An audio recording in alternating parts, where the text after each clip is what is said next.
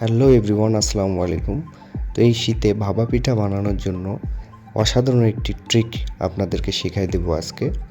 তো ভাপা পিঠা বানানোর জন্য প্রথমত যে কাজটি করবেন, সুন্দরভাবে আটা নিয়ে পরিমাপ মতো সমপরিমাণ মতো আটা নেওয়ার পরে তো সেই আটাগুলোকে যেভাবে আপনারা সচরাচর যেভাবে করেন বানায় নেন, ওইভাবেই সেম প্রসেসে বানায় নেন।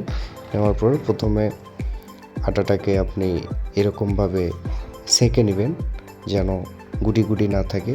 সেঁকে নেওয়ার পরে আমরা যেহেতু প্রেশার কুকারে রাইস করবো, ভাপা পিঠা বানাবো, সেক্ষেত্রে প্রেশার কুকারটা আমরা প্রথমত হিটে বসাইছি। এরপরে উপর থেকে স্টিকটা তুলে ফেলবেন, যেটা দিয়ে গ্যাস বের হয়। এরপরে আপনাকে একটা প্রয়োজন হবে একটা কাক, যেটা দিয়ে আর কি তেল ঢালা হয়, এই জিনিসটা লাগবে।